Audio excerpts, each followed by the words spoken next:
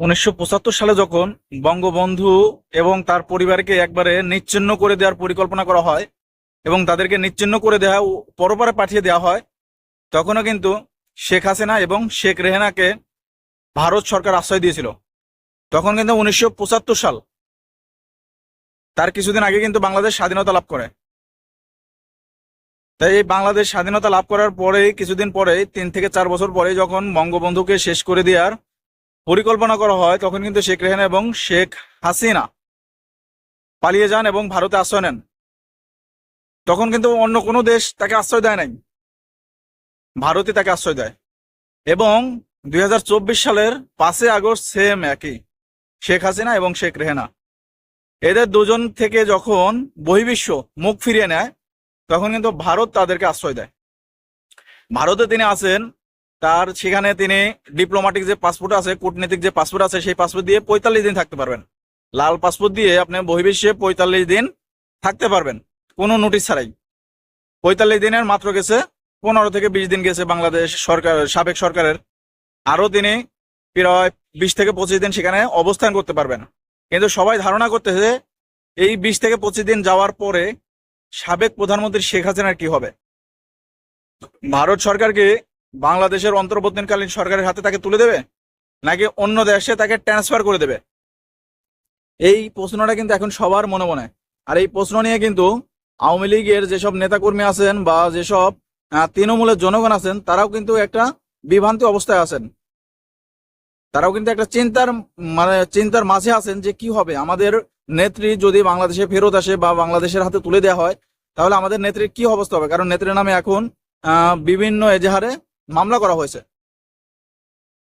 তো দর্শক, আপনাদের উদ্দেশ্যে এখন একটা বিষয় পরিষ্কার করতে চাই যে ভারত সরকার ২০১৮ সালে ভারত এবং বাংলাদেশ সরকারের মধ্যে একটা চুক্তি স্বাক্ষর হয়।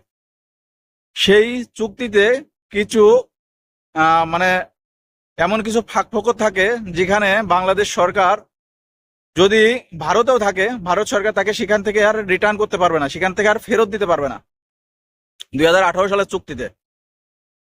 সেই চুক্তির অনুযায়ী ভারত সরকার কিন্তু শেখ হাসিনাকে সেখানেই রেখে দিতে পারবে। আর একটা বিষয় দেখেন যে ভারত সরকারের বিরোধী দল কিন্তু অনেকে আছে। ভারত সরকার নরেন্দ্র মোদীর কিন্তু বিরোধী দল অনেকেই, মমতা বলেন, তারপরে রাহুল গান্ধী বলেন, তারা কিন্তু সবাই নিশ্চুপ। শেখ হাসিনা ভারতে আছে, তারা কিন্তু সবাই চুপ হয়ে আছেন, তারা কিন্তু কোনো ধরনের কথা বলতেছেন না এই শেখ পরিবারের ২ মেয়ের সেখানে অবস্থান করাতে। তাহলে বোঝেন যে তারাও চাচ্ছে না যে শেখ হাসিনা এবং শেখ রেহানাকে অন্য দেশে বা বাংলাদেশের হাতে তারা তুলে দেবে। শেখ হাসিনা এবং শেখ রেহানা যতদিন ইচ্ছা সেখানেই থাকতে পারবেন। শেখ রেহানা তিনি ইচ্ছা করলে যুক্তরাজ্যে চলে যেতে পারেন, কারণ তিনি যুক্তরাজ্যের নাগরিক আছেন, যুক্তরাজ্যের পাসপোর্ট তার হাতে আছে, তিনি সেখানে চলে যেতে পারবেন। কিন্তু শেখ হাসিনা পারবেন না। শেখ হাসিনাকে ভারত সরকার সেখানে রেখে দেবেন, বাংলাদেশের হাতেও তুলে দেবেন না। তার কারণ ভারত সরকার জানেন যে বাংলাদেশের হাতে এখন যদি শেখ হাসিনাকে তুলে দেওয়া হয়, তাহলে হয়তো শেখ হাসিনার ভবিষ্যৎ খুবই খারাপ হবে। এই কারণে তিনি তুলে দেবেন না। কারণ অনেক আগে থেকে, আরো ৫০-৬০ বছর আগে থেকেই শেখ পরিবারের প্রতি বা বাংলাদেশ আওয়ামী লীগের প্রতি ভারত সরকারের একটা নীরবতা আছে, একটা মায়া আছে, একটা দরদ আছে, সেটা কিন্তু অনেক আগে থেকেই দেখা যাচ্ছে। তো এই কারণেই যেসব তৃণমূলের নেতা আছেন, আওয়ামী লীগের যেসব মানে ভাতৃত্ব বন্ধন আছেন, যেসব দোসর আছেন, তাদের চিন্তা কিছুটা হলেও মুক্ত হবে। কারণ তারা তো অনেকের চিন্তায় আছে, অনেকের টেনশনে আছে যে আর ২০ থেকে ২৫ দিন যাওয়ার পরে যদি আমাদের নেত্রীকে এখানে ফেরত পাঠায়, তাহলে তো অবস্থা বেগতিক হবে। ভারত সরকারের সঙ্গে কূটনৈতিক দিক থেকে বাংলাদেশের অন্তর্বর্তীকালীন সরকারের কিছুটা টানাপোড়েন থাকলেও কিন্তু তারা নীরব, শেখ হাসিনার বিষয়ে নীরব।